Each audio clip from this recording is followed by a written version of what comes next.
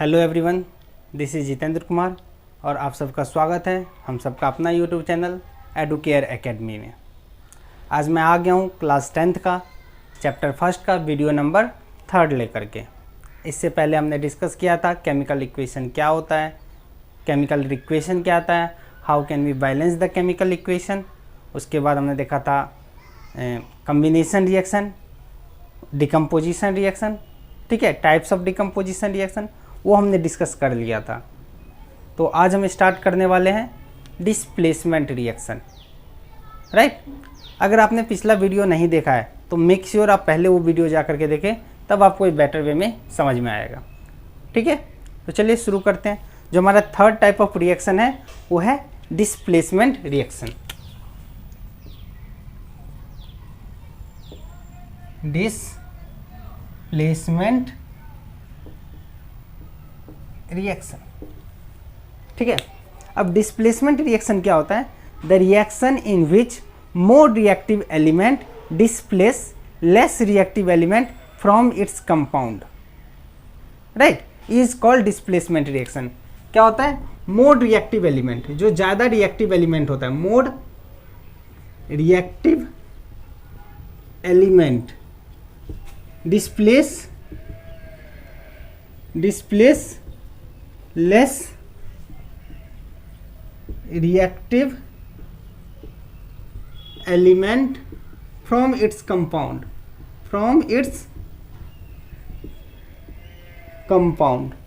ठीक है। जो ज़्यादा रिएक्टिव एलिमेंट है वो लेस रिएक्टिव एलिमेंट को उसके कंपाउंड से निकाल देता है। तो इस तरह के रिएक्शन को हम बोलते हैं डिस्प्लेसमेंट रिएक्शन। बताया था ना आप लोग को। सपोज कीजिए आपका क्लासरूम में आप दोनों की दोस्ती बहुत अच्छी है, दो फ्रेंड है, ए और बी, ठीक है। आप और ये आपका कोई दूसरा फ्रेंड है, दोनों के बीच में बहुत अच्छी दोस्ती है। साथ में कोई तीसरा आ गया सी, ठीक है। अब सी ज़्यादा इन्फ्लुएंसिंग है, ठीक है, ज़्यादा फेमस हो रहा है स्कूल के अंदर, आपके दोस्त के पास ही आएगा। और धीरे धीरे अगर लेस रिएक्टिव हो, मतलब लेस इन्फ्लुएंसिंग हो, तो आपको ये बाहर कर देगा और ये दोनों अपना अलग दोस्ती फॉर्म कर लेगा। तो यहाँ क्या कर लेगा, ए सी कंपाउंड बना लिया और बी जो था वो बाहर हो गया। बी यहाँ पे क्या था? लेस रिएक्टिव था। इसको हम कह सकते हैं क्या? लेस रिएक्टिव था, लेस रिएक्टिव। और ये क्या है? More reactive. मोर यहाँ मत लिखो लेस रिएक्टिव, ये था less reactive, be less reactive. तो लेस रिएक्टिव था वो बाहर हो गया, ये हो गया मोर हमारा रिएक्टिव। तो ज़्यादा रिएक्टिव रहेगा वो लेस रिएक्टिव को उसके कंपाउंड से बाहर कर देगा। इस तरह के रिएक्शन को हम बोलते हैं डिस्प्लेसमेंट रिएक्शन, राइट। इसका सिंपल सा एग्जांपल देखते हैं। जैसे हम लिखते हैं Zn plus CuSO4, zinc plus copper sulphate. तो इसका रिएक्शन क्या होता है? ये यहाँ पे कॉपर क्या होता है? लेस रिएक्टिव होता है। और कॉपर को ये बाहर कर देगा तो कॉपर तो अपना अलग हो जाएगा, कॉपर ये हो गया। अब ये SO4 और Zn, ये दोनों के बीच में अपना बॉन्ड बन जाएगा, ये दोनों के बीच में, और ये हमारा बॉन्ड बन जाएगा ZnSO4, ठीक है। तो इस तरह के रिएक्शन को हम बोलते हैं डिस्प्लेसमेंट रिएक्शन, राइट। अब बात आती है हमें कैसे पता चलेगा कौन सा एलिमेंट ज़्यादा रिएक्टिव है, कौन सा एलिमेंट लेस रिएक्टिव है। क्योंकि मैंने क्या बोला, more reactive element displace less reactive. अगर रिएक्टिव एलिमेंट ज़्यादा होगा, दूसरा जो थर्ड एलिमेंट आ रहा है रिएक्शन के लिए, वो अगर मोर रिएक्टिव होगा पहले वाले से, तभी रिएक्शन होगा, अदरवाइज नहीं होगा। तो हमें पता तो होना चाहिए कौन सा एलिमेंट किससे ज़्यादा रिएक्टिव है, राइट। तो इसके लिए हमको दिया गया है reactivity series.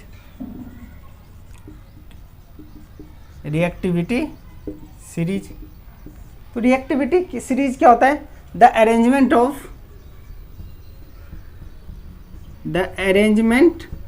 Of element into a vertical column,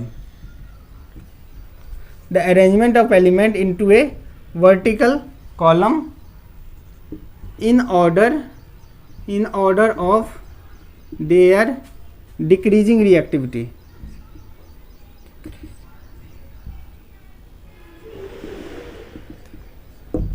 ठीक है। ये जो रिएक्टिविटी सीरीज है, या इसको हम दूसरा नाम एक एक्टिविटी सीरीज भी बोलते हैं, कंफ्यूज मत होना अगर कहीं एक्टिविटी सीरीज दिया रहे तो।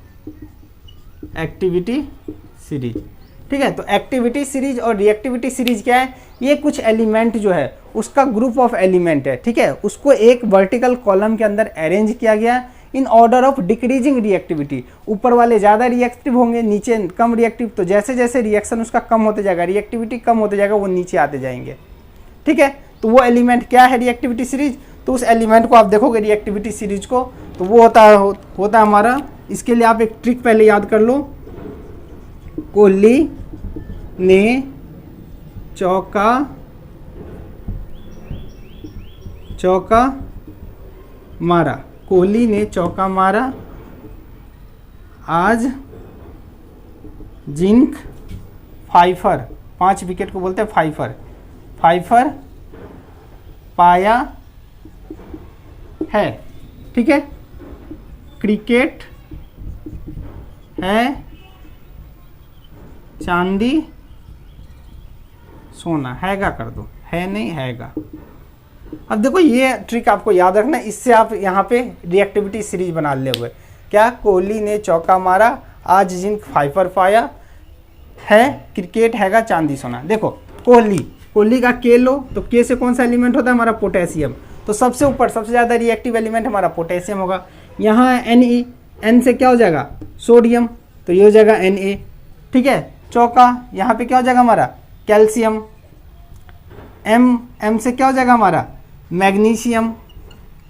आज ये हो जाएगा, A से हो जाएगा हमारा एल्युमिनियम। जिंक, ये तो नाम से ही पता चल रहा है, इसमें तो कोई दिक्कत ही नहीं है, जिंक हो जाएगा Zn, ठीक है। फाइफर F से क्या होता है, आयरन, Fe। पाया, इसके लिए Pv, P से Pv मतलब लीड है, तो इसके लिए हाइड्रोजन। क्रिकेट, तो C है यहाँ पे, तो कॉपर आएगा, यहाँ से हो जाएगा हमारा मरकरी, Hg। चांदी के लिए क्या होता है, Ag एंड सोना मतलब Au, गोल्ड। तो ये तरह का हमारा रिएक्टिविटी है, ये इसके नीचे का पार्ट है, ठीक है। पीवी के नीचे होगा hydrogen, copper, mercury, Ag, Au। तो इसका मतलब क्या है, जैसे जैसे हम नीचे मूव करेंगे वैसे वैसे इसका रिएक्टिविटी कम होते जाएगा। तो सोडियम, ठीक है, potassium, sodium, calcium, magnesium, aluminium, zinc, iron, Pv, H मतलब हाइड्रोजन, कॉपर, Hg, मरकरी जिसको बोलते हैं Ag और Au। ये हमारा एलिमेंट रिएक्टिविटी सीरीज है, तो इसको याद करना, तो याद करने के लिए ये ट्रिक है आपके पास, ठीक है। इस पे एक वीडियो ऑलरेडी चैनल पे अपलोडेड है, आप जाके टाइप कीजिएगा short trick for reactivity series, तो आपको मिल जाएगा बाय एडुकेयर एकेडमी, तो आपको यहाँ पे मिल जाएगा, ठीक है। तो ये हमारा हो गया। अब देखते हैं इसका और कुछ एग्जाम्पल लेकर के देखते हैं डिस्प्लेसमेंट रिएक्शन में ये हमको कैसे मदद करता है। अब देखो अगर कोई रिएक्शन अगर यहाँ है, देखो Zn अगर हमने लिखा था और यहाँ Cu था, देखो Zn का पोजीशन क्या है, ऊपर है, Zn यहाँ पर है और कॉपर क्या नीचे है, मतलब ये वाला नीचे का पोर्शन है, तो ये क्या हो गया, मोर रिएक्टिव हो जाएगा। आया बात समझ में। इसी रिएक्शन को अगर मैं ऐसे कर दूं कि सपोज करो हमारा रिएक्शन ये होता है ऐसे, Cu प्लस ZnSO4। अब क्या रिएक्शन होता, तो देखो Cu का पोजीशन क्या है, लेस रिएक्टिव, ZnSO4 ये तो पहले से मोर रिएक्टिव है, तो लेस रिएक्टिव कभी मोर रिएक्टिव को डिस्प्लेस नहीं करेगा, मतलब यहाँ पे जो होगा क्या लिखेंगे, नो रिएक्शन, यहाँ पे रिएक्शन हो ही नहीं सकता क्योंकि ये पहले से कमजोर है Cu, ठीक है। चलिए और कुछ एग्जांपल देखते हैं।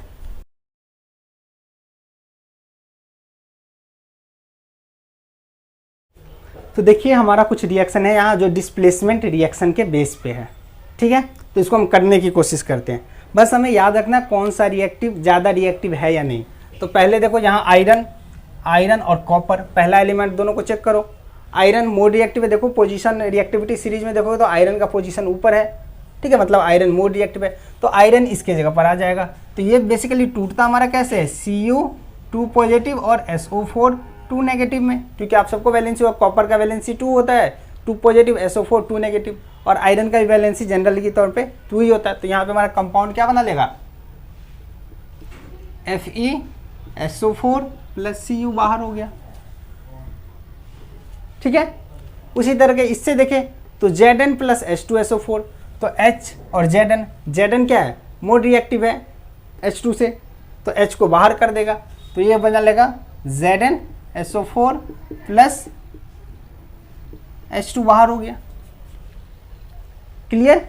और देखो यहाँ पे Zn प्लस HCl, तो यहाँ पे क्या हो जाएगा, H बाहर हो जाएगा, H लेस रिएक्टिव है तो H बाहर होगा, तो यहाँ बना लेगा compound ZnCl2 plus H2।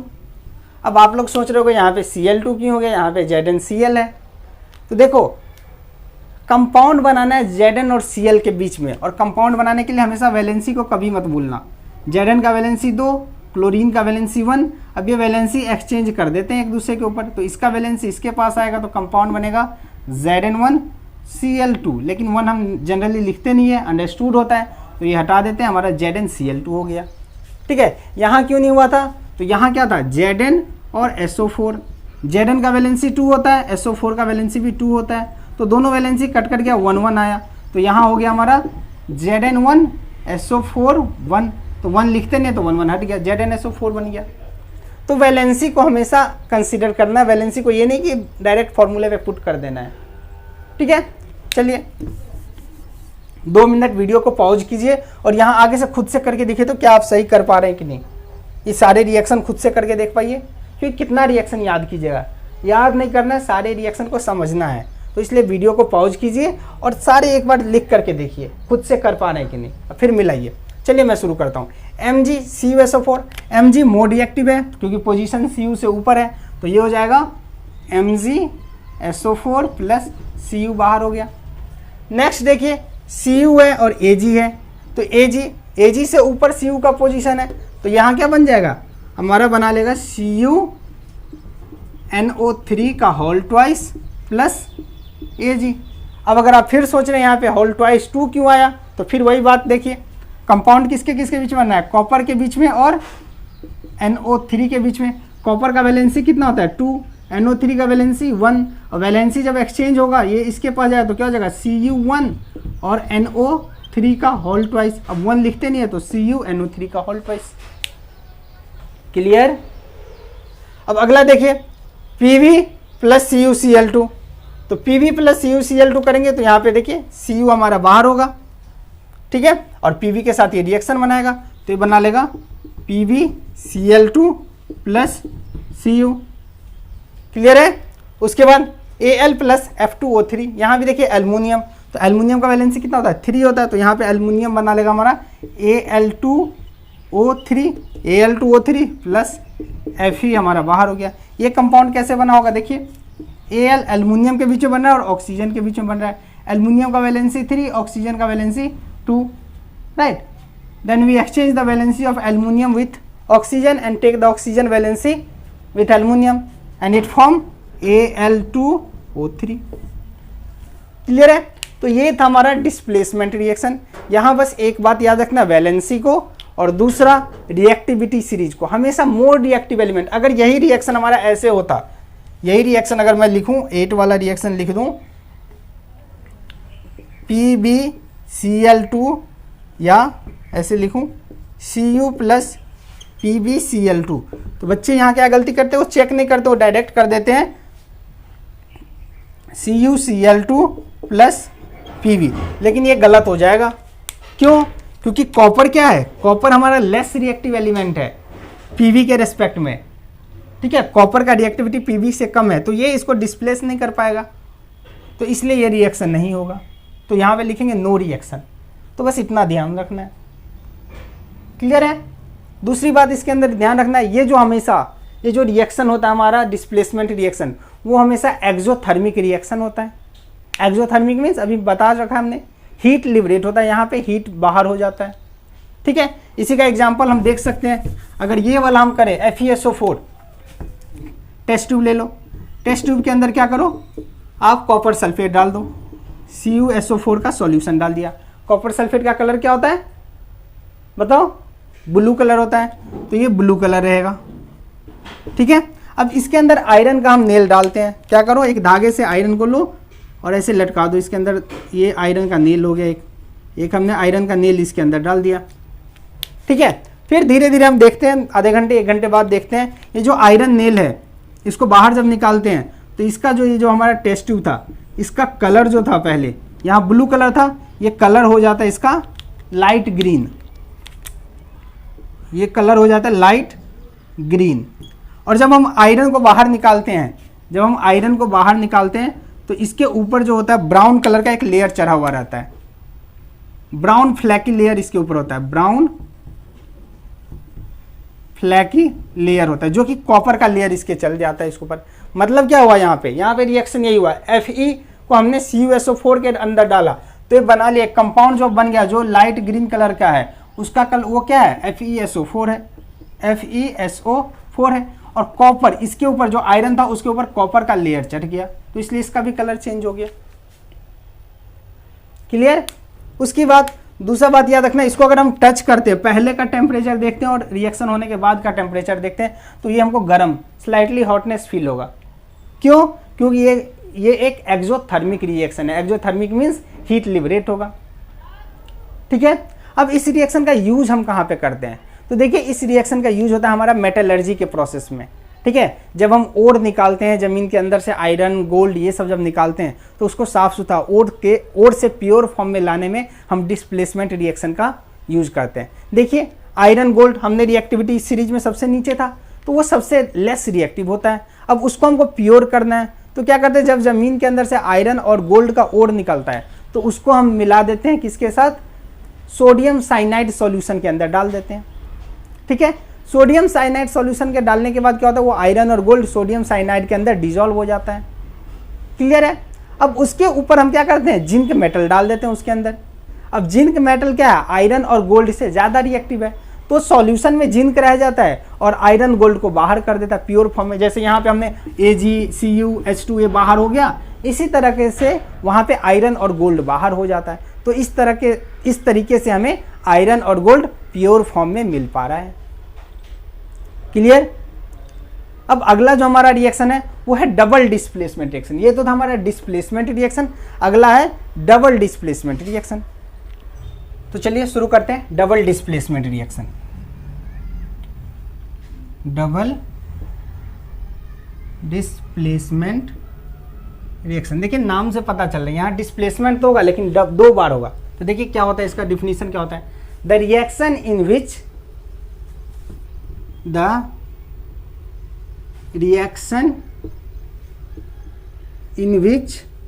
product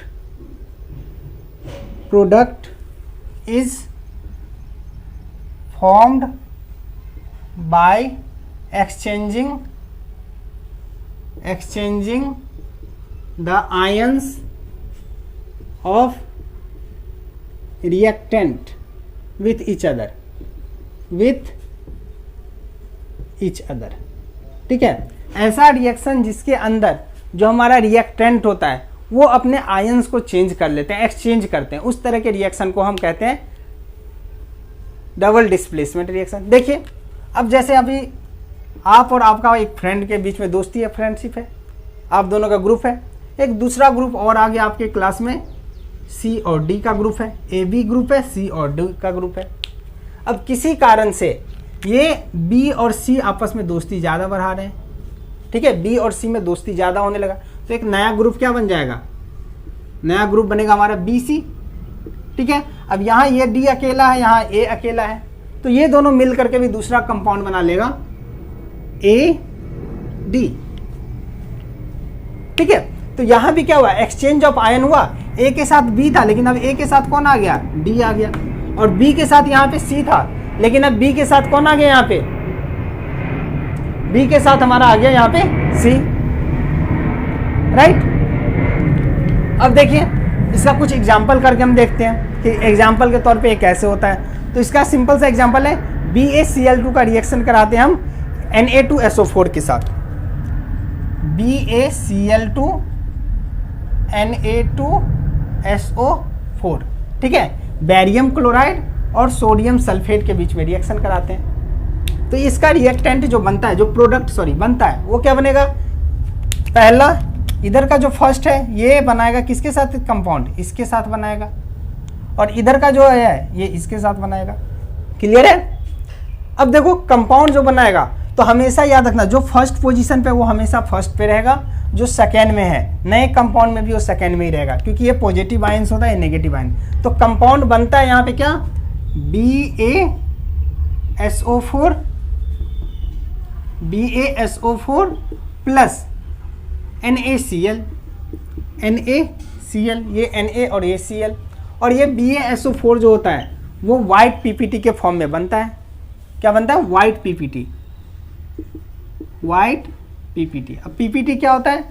ऐसा प्रोडक्ट जो सॉल्यूबल ना हो हमारे सॉल्यूशन के अंदर, उसको हम PPT बोलते हैं। तो इसको हम, जो हमारा डबल डिस्प्लेसमेंट रिएक्शन है उसमें जो ये वाला एग्जांपल है उसको हम प्रिसिपिटेशन रिएक्शन भी बोल सकते हैं। प्रिसिपिटेशन रिएक्शन क्या? The reaction in which one of the product form as a precipitate. Precipitate means the product is not soluble in water, such reaction is called precipitation reaction. Clear है? तो यहाँ देखो BaCl2 का किया तो Ba किसके साथ? SO4 के साथ बना, और Cl2 Na2 के साथ बनाया। अब देखो ये रिएक्शन बना कैसे होगा, अब इतना याद कैसे रखेंगे? याद बिल्कुल नहीं रखना है, समझना है। देखो Ba की अगर बात करें, BaCl2, तो BaCl2 टूटता कैसे है? BaCl2 का अगर तोड़ने की बात करें तो Ba टूटेगा, Ba2 पॉजिटिव क्योंकि इसका वैलेंसी 2 होता है, और साथ में टूटेगा 2Cl नेगेटिव। 2 क्यों? क्योंकि वैलेंसी क्लोरीन का कितना होता है? 1, और यहाँ 2 क्लोरीन है तो 2। क्लियर है? अब दूसरा इधर वाले को देखो, तो ये है Na2SO4, तो ये कैसे टूटेगा? Na2 पॉजिटिव क्योंकि सॉरी Na पॉजिटिव, सोडियम का वैलेंसी कितना है? 1 होता है, यहाँ 2 है तो हमने 2 दे दिया, 2Na पॉजिटिव। क्लियर है? प्लस अब SO4 कैसे टूटेगा? SO4 टूटा, अब SO4 का वैलेंसी 2 नेगेटिव, आप सबको पता होगा। क्लियर है? अब आयन का एक्सचेंज होगा, तो आयन का एक्सचेंज होगा तो ये दोनों तो आपस में आएंगे। देखो इधर का पॉजिटिव, पहले रिएक्शन का जो पॉजिटिव पार्ट होगा, कैटायन पार्ट होगा, ये इसके एनायन पार्ट के साथ आएगा। Anion means negative part. तो Ba और SO4 के बीच में अगर रिएक्शन हो, Ba और SO4, इसका भी वैलेंसी 2 और इसका भी वैलेंसी 2, तो वैलेंसी कट गया, कंपाउंड क्या बन जाएगा? BaSO4। तो देखो यही BaSO4 हमारा बना है। अब इस दोनों के बीच में अलग कंपाउंड बनाएगा ये दोनों, ये क्या बनेगा हमारा? Na और Cl। Na का वैलेंसी 1, Cl का वैलेंसी 1, तो वैलेंसी एक्सचेंज करेंगे तो ये कंपाउंड हमारा बनेगा NaCl। तो देखो हमारा NaCl है। ठीक है, उसके बाद हम इसको बैलेंस कर देंगे। देखो Na 2 टाइम्स है तो इसको हमने 2 लगा दिया, तो Na हमारा 2 हो गया, Cl2 भी हमारा 2 हो गया, Ba 1 है, SO4 1 है, तो बैलेंस भी हमारा हो गया। राइट? इसी तरह के और एग्जाम्पल अगर आप करना चाहो तो हम कर सकते हैं। AgNO3 का रिएक्शन आप NaCl के साथ करके देखो, AgNO3 प्लस NaCl। तो यहाँ पे देखोगे रिएक्शन क्या होगा? देखो बहुत ज़्यादा नहीं सोचना है, इसका पहला पार्ट, इधर का जो पहला पॉजिटिव पार्ट इसके नेगेटिव पार्ट के साथ जाएगा, इसके साथ। ठीक है, तो इसके साथ गया तो ये क्या बना लेगा?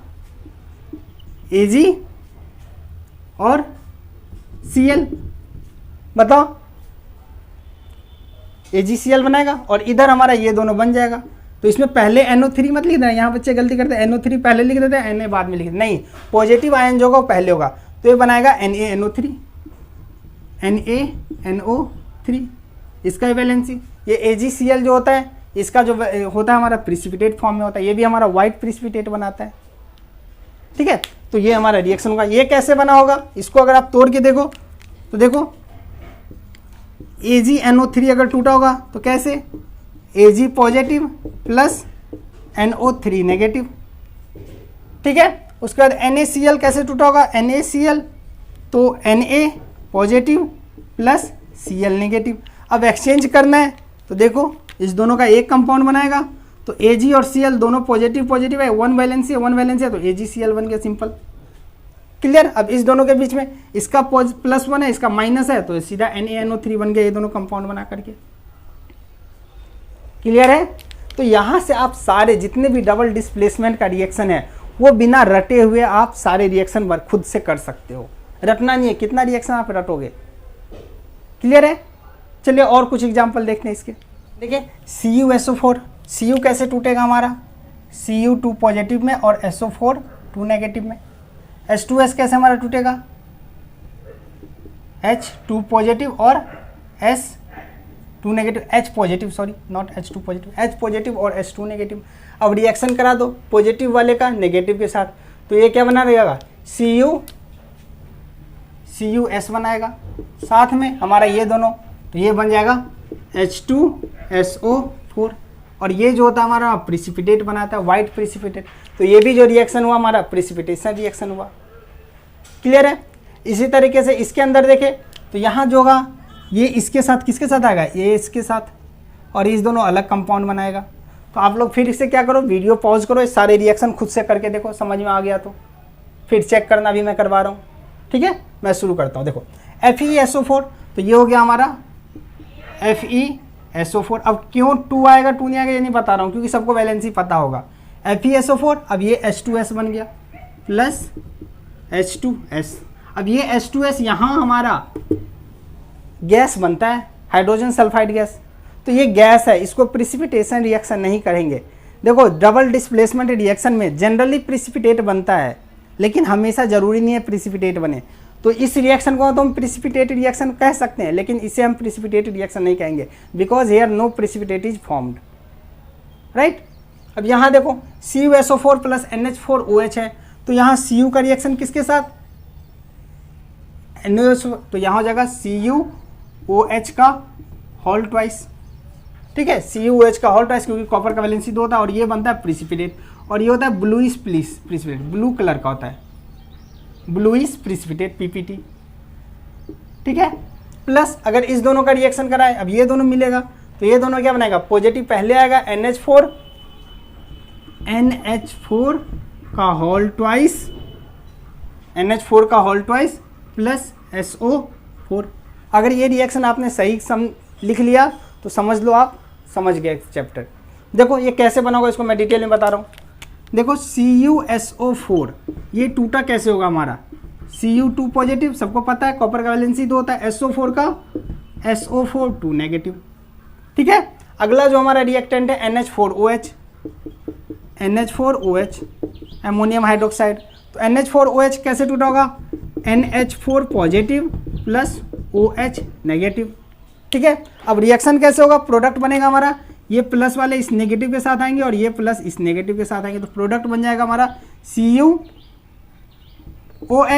Cu का वैलेंसी कितना 2, OH का वैलेंसी कितना 1, तो ये प्रोडक्ट बनाएगा हमारा Cu1OH का होल ट्वाइस। ठीक है, अब 1 लिखते नहीं है तो CuOH का होल ट्वाइस, देखो हमारा CuOH का होल ट्वाइस बन गया, राइट। दूसरा यहाँ इस दोनों से बनेगा, देखो NH4 और SO4, इसका वैलेंसी NH4 का 1 होता है, इसका 2, तो ये वैलेंसी इसके पास आएगा, ये इसके पास जाएगा, तो ये NH4 पूरे का होल ट्वाइस कर देगा, तो NH4 का होल ट्वाइस, और ये हमारा SO4 सिंगल रहेगा क्योंकि 1 वैलेंसी है। तो इस तरह से हमारा प्रोडक्ट बना। क्लियर है। देखिए आगे और देखते हैं, AgCl3 प्लस NH4OH है। तो देखो Ag का रिएक्शन किसके साथ होगा, OH के साथ, तो हमारा प्रोडक्ट क्या बनेगा, Ag का वैलेंसी 3 होता है, तो OH के पास आ जाएगा AgOH का होल थ्राइस। ठीक है, और ये हमारा प्रिसिपिटेट भी बनता है, और यहाँ पे बन जाएगा हमारा NH4Cl, इसका वैलेंसी भी 1, इसका वैलेंसी भी 1, तो ये बन जाएगा हमारा NH4Cl। क्लियर है। अब ये रिएक्शन है, ये आप लोग कंप्लीट करके कमेंट बॉक्स में यहाँ डालिएगा कि ये रिएक्शन क्या हो रहा है। ठीक है, ये NaOH प्लस HCl के बीच में रिएक्शन करा रहे, तो हमारा प्रोडक्ट क्या बन रहा है वो आपको कमेंट बॉक्स में डालना है। क्लियर है। चलिए, अब ये हमारा डबल डिस्प्लेसमेंट रिएक्शन यहाँ खत्म हुआ। अब अगला जो टॉपिक है हमारा वो है हमारा रिडॉक्स रिएक्शन। तो हम शुरू करते हैं अपना अगला reaction, that is redox reaction. Redox reaction, ठीक है। देखिए रिडॉक्स रिएक्शन जो बेसिकली होता है 2 टर्म से बना है, रिडक्शन प्लस ऑक्सीडेशन। इसके अंदर हमारा 2 तरीके का रिएक्शन होगा, एक होगा हमारा रिडक्शन और दूसरा होता है ऑक्सीडेशन। ठीक है, तो रिडक्शन और ऑक्सीडेशन दोनों को कंबाइन करके एक टर्म बनाया गया है रिडॉक्स। देखो यहाँ से लिया गया है RE, यहाँ से लिया गया है रिडक्शन का RED, RED रिडक्शन का लिया गया और OX यहाँ से लिया गया, तो RED प्लस OX हो गया हमारा रिडॉक्स। ठीक है, तो दोनों मिला करके रिडक्शन रिएक्शन मतलब रिडॉक्स रिएक्शन बनता है। अब रिडक्शन रिएक्शन क्या होता है? तो रिडक्शन रिएक्शन होता है basically the reaction in which removal of oxygen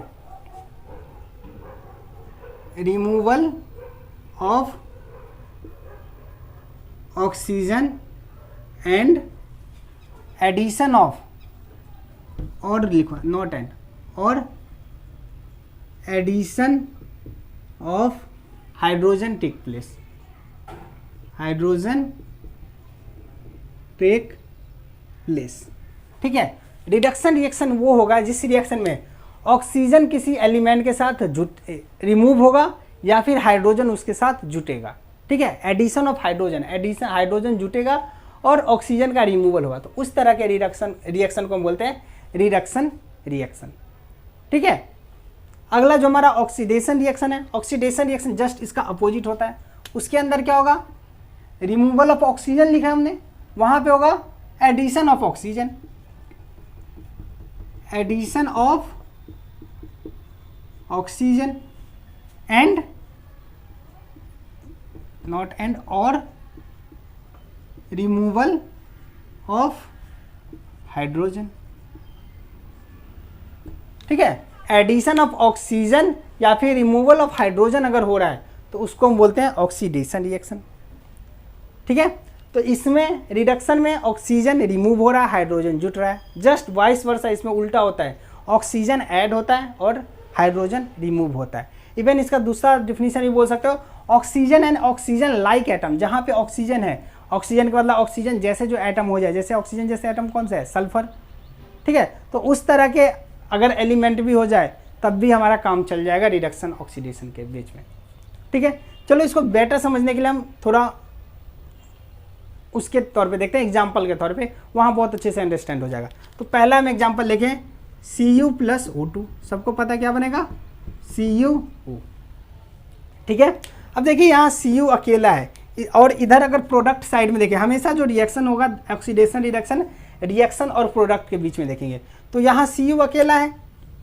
अब Cu यहाँ से आकर के इसके साथ क्या हुआ? ऑक्सीजन जुटा, Cu अकेला था उसके साथ ऑक्सीजन आया, तो कौन सा केस हो गया? Addition of oxygen. और अगर एडिशन ऑफ ऑक्सीजन होता है तो उसे हम क्या बोलते हैं? ऑक्सीडेशन बोलते हैं। तो ये जो केस है ये क्या हो गया? ऑक्सीडेशन का केस हो गया।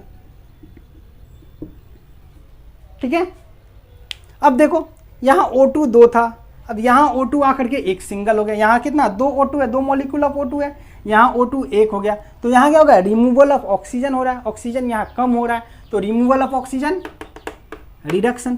तो यहाँ से अगर यहाँ देखें तो ये क्या हो रहा है? हमारा रिडक्शन हो रहा है।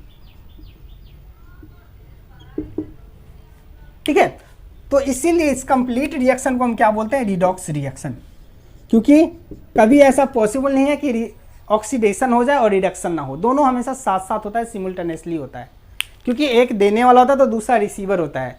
ठीक है, अगर कोई बांटने वाला ना तो हम रिसीव कहाँ से करेंगे? राइट, तो उसी तरीके से इसलिए इसको कहा जाता है रिडॉक्स रिएक्शन, क्योंकि दोनों रिएक्शन होता है, साथ में होता है। अब देखो यहाँ दो टर्म और यूज होते हैं, एक होता है ऑक्सीडाइजिंग एजेंट, ऑक्सीडाइजिंग एजेंट, और दूसरा होता है रिड्यूसिंग एजेंट।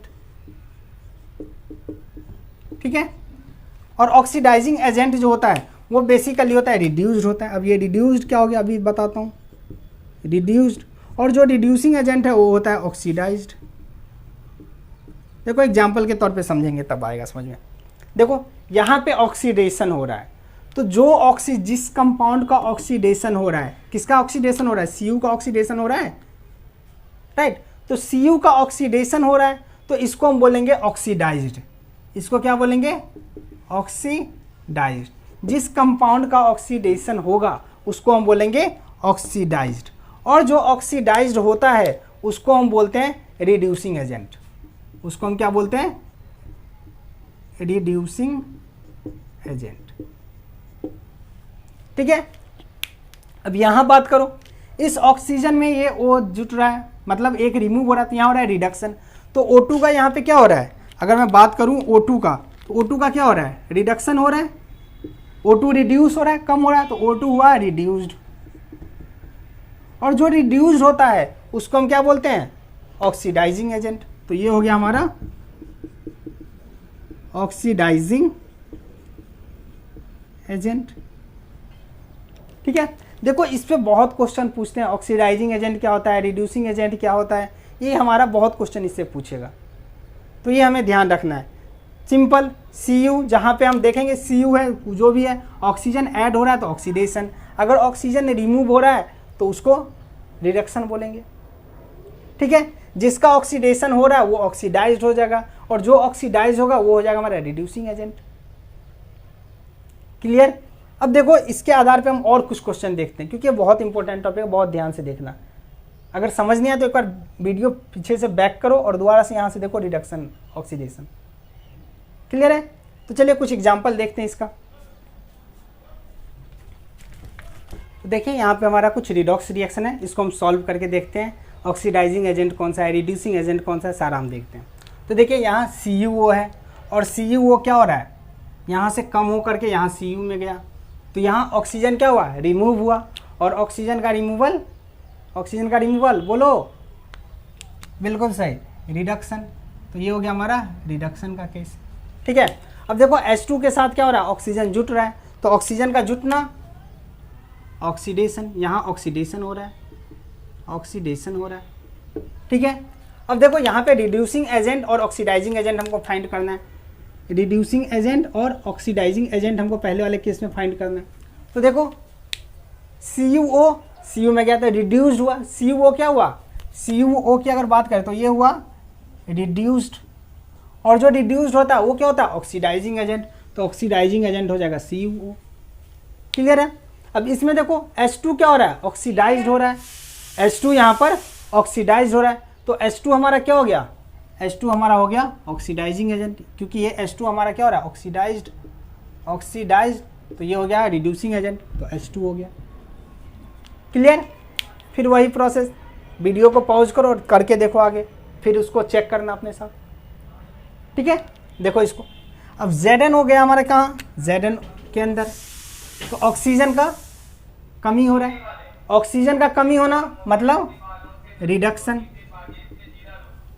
ठीक है, अब कार्बन ये हमारा कार्बन है, कार्बन के साथ O जा रहा है, तो ये हमारा क्या हो रहा है, ऑक्सीडेशन। ठीक है, अब ये हो गया रिड्यूसिंग एजेंट और ये हमारा ऑक्सीडाइजिंग एजेंट। तो रिड्यूसिंग एजेंट की बात करें तो रिड्यूसिंग एजेंट यहाँ क्या हो, ZnO हमारा Zn में कन्वर्ट हुआ है, तो ये हो गया रिडक्शन हुआ है, तो ZnO हमारा रिड्यूस्ड हुआ है, तो जो रिड्यूस्ड होता है वो क्या होता है, ऑक्सीडाइजिंग एजेंट, तो ZnO हमारा हो गया ऑक्सीडाइजिंग एजेंट। अब C हमारा कन्वर्ट हुआ CO के अंदर, तो यहाँ जो हमारा कार्बन है, कार्बन का क्या हुआ, ऑक्सीडेशन हुआ, ऑक्सीडाइज्ड हुआ, तो जो ऑक्सीडाइज्ड होता है वो हमारा क्या होता है, रिड्यूसिंग एजेंट, तो कार्बन हमारा रिड्यूसिंग एजेंट हो जाएगा, सिंपल। क्लियर। देखिए अगला एग्जांपल हमारा H2S और Cl2। तो यहाँ देखिए H2S, यहाँ ऑक्सीजन नहीं है, ठीक है, लेकिन ऑक्सीजन लाइक एलिमेंट कौन सा है, सल्फर है, या फिर आप ऐसे देख सकते हो H2 यहाँ से क्या हो रहा है, रिमूवल हो रहा है, H2 यहाँ से रिमूवल हो रहा है, ये हाइड्रोजन का देख लो, हाइड्रोजन का रिमूवल हो रहा है, तो हाइड्रोजन का रिमूवल क्या होता है, oxidation, removal of hydrogen oxidation था। ठीक है, अब Cl2 के साथ हाइड्रोजन जुट रहा है, तो यहाँ पे क्या हो गया, हाइड्रोजन का एडिशन रिडक्शन होता है, तो ये हो गया हमारा रिडक्शन। अब देखो ये ऑक्सीडेशन हुआ, मतलब H2O क्या हुआ, ऑक्सीडाइज्ड हुआ, और जो ऑक्सीडाइज्ड होता है वो क्या होता है हमारा, रिड्यूसिंग एजेंट, तो रिड्यूसिंग एजेंट हमारा क्या हो गया, H2S। क्लियर। अब यहाँ देखो Cl2 क्या हुआ, Cl2 रिड्यूस्ड हुआ, और जो रिड्यूस होता है वो होता है हमारा ऑक्सीडाइजिंग एजेंट, तो ऑक्सीडाइजिंग एजेंट हमारा क्या हो जाएगा, Cl2। क्लियर है। इसमें देखो Fe2O3 है, ये हमारा Fe ऑक्सीजन छोड़ करके ये कहाँ पहुँच गया, Fe के अंदर, तो यहाँ लॉस ऑफ ऑक्सीजन हो रहा है, ऑक्सीजन क्या हो रहा है, लूज हो रहा है, तो लूज ऑफ ऑक्सीजन रिडक्शन। बहुत आसान है, बस थोड़ा प्रैक्टिस चाहिए। अब एल्युमिनियम, Al2O3, यहाँ एल्युमिनियम का एडिशन हो रहा है, तो एल्युमिनियम का एडिशन मीन्स ऑक्सीडेशन, तो ये हमारा ऑक्सीडेशन हो गया। अब देखो रिडक्शन हुआ इसका, मतलब ये क्या हुआ, रिड्यूस हुआ, और जो रिड्यूस होता है वो क्या होता है, ऑक्सीडाइजिंग एजेंट। तो ऑक्सीडाइजिंग एजेंट हमारा कौन सा हो गया, Fe2O3, राइट। अब देखो यहाँ एल्युमिनियम का क्या हो रहा है, ऑक्सीडेशन हो रहा है, तो एल्युमिनियम क्या हो जाएगा हमारा, रिड्यूसिंग एजेंट, सिंपल, ठीक है। अब देखिए ये जो हम Cu plus O2 plus CO easy से है, इसको सॉल्व करके आप लोग कमेंट बॉक्स में इसका आंसर बताइए क्या होगा, कौन सा ऑक्सीडाइजिंग एजेंट कौन सा होगा, आपको बताना है बेसिकली। यहाँ पे ऑक्सीडाइजिंग एजेंट क्या है, रिड्यूसिंग एजेंट क्या है, ये दोनों बताना है आप लोगों को, क्लियर है। तो ये दोनों आप लोग बताइए। तो देखिए यहाँ पे हमारे पांचों रिएक्शन कंप्लीट हुए, ठीक है। पहला हमने देखा था कम्बिनेशन, फिर देखा था डिकम्पोजिशन, डिकम्पोजिशन के 3 टाइप देखे थे। आज हमने देखा डिस्प्लेसमेंट, डबल डिस्प्लेसमेंट, और पांचवा जो था हमारा रिडॉक्स रिएक्शन, ठीक है। तो ये हमारा पांचों रिएक्शन कंप्लीट हुआ। इसके बाद एक छोटा सा टॉपिक है हमारा effect of oxidation and reduction in our daily life. हमारे डेली लाइफ में इसका क्या इम्पैक्ट करता है ऑक्सीडेशन रिडक्शन का, ठीक है। तो चलिए देखते हैं इसको भी।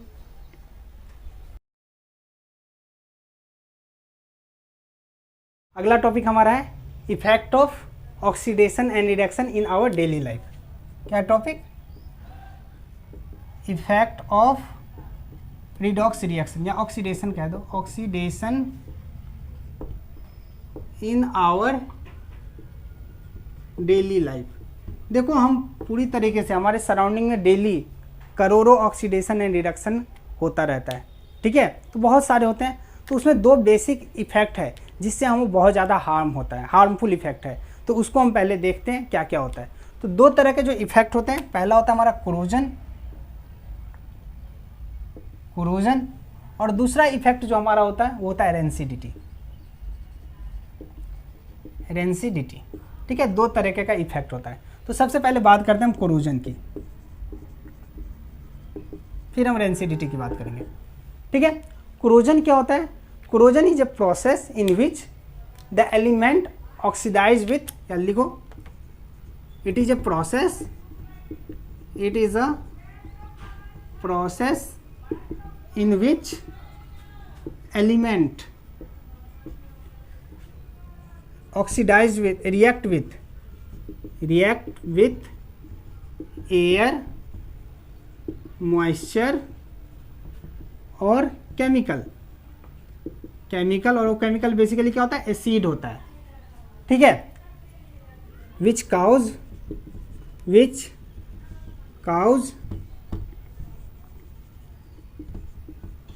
degradation in properties of element is called corrosion। Corrosion क्या है, कोरोजन वो प्रोसेस है जिसमें जो एलिमेंट होता है वो एयर के कांटेक्ट में आके, मॉइस्चर के कांटेक्ट में आके, या फिर किसी केमिकल बेसिकली एसिड के कांटेक्ट में आके रिएक्ट करता है, और रिएक्ट करने के कारण उसका प्रॉपर्टी क्या होता है, धीरे धीरे खराब होते जाता है, तो उसको हम बोलते हैं कोरोजन, ठीक है। इसका एक सिंपल सा एग्जांपल हम देखते हैं। आयरन का रिएक्शन हम कराते हैं किसके साथ, ऑक्सीजन के साथ कराते हैं। तो Fe, ठीक है, प्लस O2 कराओ, Fe plus O2 plus H2O अगर रखो तो ये हमारा प्रोडक्ट बनता है Fe2O3.X यहाँ पे हम अगर उसका 2 टाइम्स लेते हैं 2x लेते हैं, और ये हमारा 2 ले लिया, ठीक है। ये हमारा हो जाएगा 2 लेंगे तो ये 3 6, ये 3 हो गया, ये हमने बैलेंस कर दिया 2 2 4, हाँ ठीक है, बैलेंस हो गया। तो देखो ये हमारा रिएक्शन होता है, इसको हम बोलते हैं corrosion of iron, corrosion of iron, लोहे का जो हमारा जंग लगता है, या इसको हम दूसरा नाम बोलते हैं rusting of iron, rusting of iron. जो हमारे आयरन में जंग लगता है, हमारे घर के बाहर जब नया आयरन लेते हैं, आयरन का रॉड देखते हो जब घर बनने के लिए आता है तो बिल्कुल शाइन करता रहता है, ठीक है। उसके बाद क्या होता है, कुछ दिनों बाद उसको पानी के अंदर छोड़ दो, बाहर एटमॉस्फेयर के अंदर देख लो तो उसके अंदर जंग लग जाता है। जंग बेसिकली क्या है, ए ब्राउन फ्लिकी सब्सटेंस, ये जो फॉर्मूला बना यही जंग का फॉर्मूला है, इसको हम बोलते हैं brown flicky substance, brown flicky substance, मतलब ऐसा सब्सटेंस जो ब्राउन कलर का था और अनस्टिकी होता है, नॉन स्टिकी होता है, चिपकता नहीं है, उस तरह के सब्सटेंस को ब्राउन फ्लिकी सब्सटेंस बोलते हैं और इसको बोलते हैं आयरन ऑक्साइड बोलते हैं। ठीक है, तो आयरन हमारा रिएक्शन किया ऑक्सीजन के साथ और H2O के साथ, तो हमारा प्रोडक्ट बना Fe2O3.XH2O। ठीक है, तो ये हमारा रस्टिंग हो गया। तो इसके कारण से हमारा जो आयरन का ये रॉड है, इसका प्रॉपर्टी धीरे धीरे डिग्रेड होते जाएगा, ये खाना शुरू है, जिसको हम कहते हैं नॉर्मल भाषा में कि जंग खा गया है। ठीक है, तो जंग खाना बेसिकली क्या है, उसका प्रॉपर्टी खराब करना है और वो ऑक्सीजन और H2O के रिस्पेक्ट रिएक्शन करने के कारण होता है। क्लियर? अब बात आती है, हमें पता तो चल गया कि जंग लगता कैसे है, अब उसको हम प्रोटेक्ट कैसे कर सकते हैं, जंग लगने से प्रोटेक्ट कैसे कर सकते हैं। तो 3 तरीका जनरली जो फेमस है, जो हम डेली लाइफ में यूज भी करते हैं, वो हम देखते हैं। देखिए हमारा तरीका क्या होना चाहिए, जंग कब नहीं लगेगा, अगर हम ऑक्सीजन और हाइड्रोजन मतलब ऑक्सीजन और वाटर के सप्लाई को अगर कट कर दे, हम आयरन के कांटेक्ट में ना आने दे, तो जंग लगना बच जाएगा, हमारा हो जाएगा ना। If we cut the supply और contact with oxygen and hydrogen with our iron. ठीक है, तो पहला जो प्रोसेस है, तो अगला होता है प्रिवेंशन ऑफ कोरोजन। तो प्रिवेंशन ऑफ कोरोजन का जो पहला प्रोसेस बोलते हैं, उसको बोलते हैं हम पेंटिंग। पेंटिंग, ठीक है, देखते हो कि आप अपने घर के विंडो में जो रॉड लगा होता है, आयरन लगा होता है, उसको हम पेंट करते हैं। तो डेकोरेशन जो पर्पस होता है वो हमारा सेकेंडरी पर्पस होता है। फर्स्ट पर्पस होता है जो आयरन के ऊपर, जो हमारे एटमॉस्फेयर के अंदर एयर ना आए, एयर से कांटेक्ट ना हो और वो हमारा आयरन खराब ना हो। देखो ये हमारा रॉड है, सपोज करो विंडो का, ठीक है, अब अभी खाली है तो इसके ऊपर ऑक्सीजन आ सकता है, इसके ऊपर वाटर मॉइस्चर जो होता है वो पड़ सकता है। अब हमने क्या किया, इसको ऊपर से हमने एक लेयर चढ़ा दिया, किस चीज़ का, पेंट का। पेंट का लेयर चढ़ाने के कारण ऑक्सीजन तो आता है लेकिन इसके साथ कांटेक्ट में नहीं आ पाता है, और इसके साथ कांटेक्ट में नहीं आता है तो हमारा ये खराब होने से बच जाता है, राइट। तो by painting we can prevent rusting of iron. First process ये हो गया, क्लियर। दूसरा जो प्रोसेस होता है गैल्वेनाइजेशन। गैल्वेनाइजेशन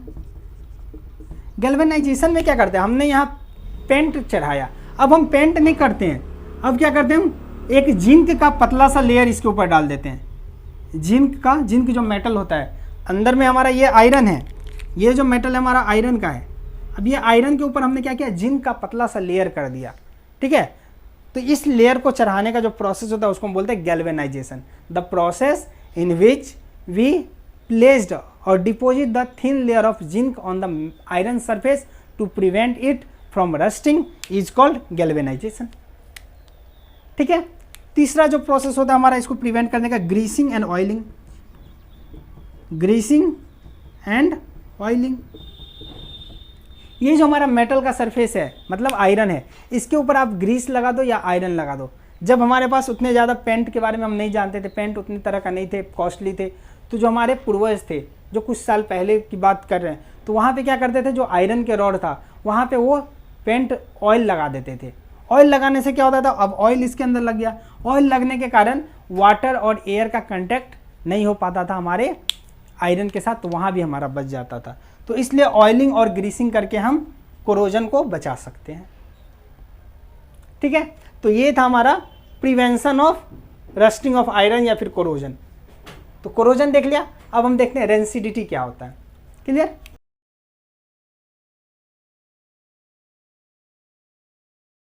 तो चलिए बात करते हैं रेंसिडिटी की। तो रेंसिडिटी बेसिकली क्या होता है, ऑक्सीडेशन ऑफ फैट और oil present in our food which cause unpleasant smell is called rancidity, ठीक है। हमारे डेली लाइफ में ये होता है। तो क्या होता है rancidity, oxidation of fat and oil. हमारे खाने के अंदर जो फैट और ऑयल मौजूद होता है उसका ऑक्सीडेशन का हो जाता है। एटमॉस्फेयर के अंदर ऑक्सीडेशन होता है, उसके साथ वो फैट और ऑयल रिएक्ट करता है और उसके बाद जो नया कंपाउंड बनाता है उसके कारण से हमारे खाने का टेस्ट खराब हो जाता है, उसका स्मेल खराब हो जाता है। तो इस प्रोसेस को बोलते हैं हम, क्या बोलते हैं, रेंसिडिटी। जैसे खाना को आप लेते हो, 2 दिन खाना अगर छोड़ देते हो, फ्रिज के अंदर नहीं डालते हैं, तो क्या होता है, वो रिएक्शन करता है और उसका खाना का टेस्ट खराब हो जाता है, स्मेल आना खराब हो जाता है। तो उस प्रोसेस को हम बोलते हैं रेंसिडिटी। ठीक है, टेक्निकल टर्म में इसको बोलते हैं हम रेंसिडिटी। ठीक है, अब बात करते हैं इसका, हमारा रेंसिडिटी जो होता है इसको हम प्रोटेक्ट कैसे कर सकते हैं। तो पहला जो प्रोसेस होता है रेंसिडिटी को प्रोटेक्ट करने का, बाय एडिंग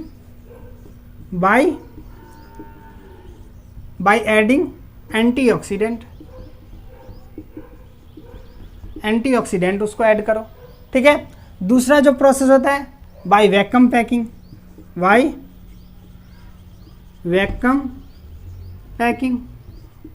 तीसरा जो प्रोसेस होता है बाय नाइट्रोजन पैकिंग।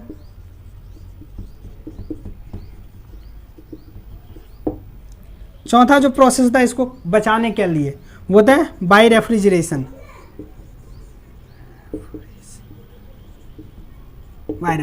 देखो ये 4 प्रोसेस, इसके अलावा भी बहुत सारे प्रोसेस, लेकिन ये 4 हम मेनली यूज करते हैं। ठीक है, देखो पहला है बाय एडिंग एंटीऑक्सीडेंट। अगर हम खाने को बचाना चाहते हैं, ठीक है, खराब ना हो, तो उसके लिए हम एंटीऑक्सीडेंट यूज करते हैं। एंटीऑक्सीडेंट एक केमिकल होता है जो हम खाने के अंदर मिलाते हैं। खाने जो फूड आइटम हमारा पैक होकर के आता है, अचार वगैरह आता है, तो उसके अंदर क्या करते हैं हम एंटीऑक्सीडेंट मिलाते हैं। विनेगर हो गया, वो भी एक तरह का एंटीऑक्सीडेंट है। ठीक है, तो वो एंटीऑक्सीडेंट मिलाने के कारण हमारा जो ऑक्सीडेशन रुक जाता है, उसके रुकता तो नहीं है, उसका रेट स्लो हो जाता है, जिसके कारण से जो खाना अगर 4 दिन में खत्म होने वाला था, खराब होने वाला था, वो हो सकता है 20 दिन तक चल जाए। जो पैक फूड आइटम आते हैं हमारे, अचार हो गए, इस तरह के जो भी होते हैं, सॉस वगैरह हो गए, वो सब कैसे होता है, उसके अंदर एंटीऑक्सीडेंट मिलाया हुआ रहता है। क्लियर है। अगला जो प्रोसेस है बाय वैक्यूम पैकिंग कर दो। जैसे हमारे बहुत सारे सामान होते हैं उसके अंदर वैक्यूम पैकिंग किया जाता है। जैसे अगर आप मीट का, आपने सुना होगा कि मीट का हमारे देश से एक्सपोर्ट होता है या दूसरे देश में भी एक्सपोर्ट होता है, तो मीट 15 दिन एक जगह से दूसरी जगह शिप के द्वारा जाता है, तो 10-10 दिन 15-15 दिन रह जाते हैं। तो वो कैसे फ्रेश रहता है, उसको क्या करते हैं, हमारा मीट होता है, अब उसको पैक कर देते हैं पूरी तरह से, सील इस तरह से करते हैं, उसके ऊपर प्लास्टिक का कवरिंग कराते हैं ताकि उसमें थोड़ा भी ऑक्सीजन जा ना पाए। तो वैक्यूम पैकिंग करते हैं, मतलब कोई भी ऐसा सोर्स ही ना हो जिसके अंदर कुछ एयर रहे, एयर को सक कर दिया और पूरी तरह से पैक कर दिया ताकि यहाँ ऑक्सीजन जाने का कोई खतरा ही ना हो। अगर ऑक्सीजन नहीं गया तो ऑक्सीडेशन नहीं होगा, तो हमारा जो रेंसिडिटी का रेट था वो स्लो हो जाएगा, जिसके कारण से खाना काफ़ी दिनों तक चल सकता है। क्लियर। चलो अब अगला है बाय नाइट्रोजन पैकिंग। इसका सिंपल सा एग्जांपल, चिप्स जो देखते हो, लेज आप लोग खाते हो, लेज के अंदर क्या होता है, जो नॉर्मल गैस नहीं भरा होता, उसके अंदर नाइट्रोजन गैस भरा होता है। अब बात आती है नाइट्रोजन ही क्यों भरा हुआ रहता है, तो देखो नॉर्मल गैस जो होता है, ऑक्सीडेशन हुआ, ऑक्सीजन हुआ, वो सब ज़्यादा रिएक्टिव होते हैं, वो सब आसानी से रिएक्ट करते हैं। ठीक है, मतलब ऑक्सीडेशन करवाते हैं। लेकिन नाइट्रोजन लेस रिएक्टिव होता है, इस कारण से नाइट्रोजन को उसके अंदर फिल कर दिया जाता है, और जो आपके चिप्स वगैरह होते हैं वो एकदम क्रंची जैसा कंडीशन में रहता है, उसी कंडीशन में आपको मिल जाता है बिना खराब हुए, चाहे वो 1 महीना हो, 2 महीना हो, 4 महीना तक वो चल जाता है। ठीक है, तो वहाँ ऑक्सीडेशन का रेट हमारा स्लो हो गया बाय नाइट्रोजन पैकिंग। और इस बारे में तो आप सब लोग जानते हो, रेफ्रिजरेशन। हमारे घर में जो खाना होता है वो अगर एक्स्ट्रा खाना होता है हम क्या करते हैं, फ्रीज के अंदर रख देते हैं। रेफ्रिजरेशन का मतलब टेम्परेचर लो टेम्परेचर करके रखना। फ्रीज के अंदर लो रखने के कारण क्या होता है, जो हमारा ऑक्सीडेशन का रेट होता है वो काफ़ी स्लो हो जाता है, और काफ़ी स्लो होने के कारण जो खाना हमारा सुबह बना है शाम में ख़राब हो सकता था वो 4 दिन तक चल जाता है, क्योंकि यहाँ पे जो रेंसिडिटी का रेट हुआ वो हमारा कम हो गया। क्लियर है। तो यहाँ पे हमारा चैप्टर खत्म हुआ। ये चैप्टर जो हमारा फर्स्ट था, the chemical reaction and equation, पूरा खत्म हुआ। आप लोग क्या कीजिए, साथ साथ जो बनाते हैं नोट्स बनाते जाइए, जो जो बात बोल रहा हूँ सब चीज़ कॉपी में नोट्स करते जाइए, और ये मोर देन इनफ है। ठीक है, उसके बाद आप NCERT क्वेश्चन कर लीजिए, और कोई भी आप लोग को डाउट होता है तो आप लोग कमेंट बॉक्स में कीजिए, मैं उसको पर्सनली आपको जवाब दूंगा।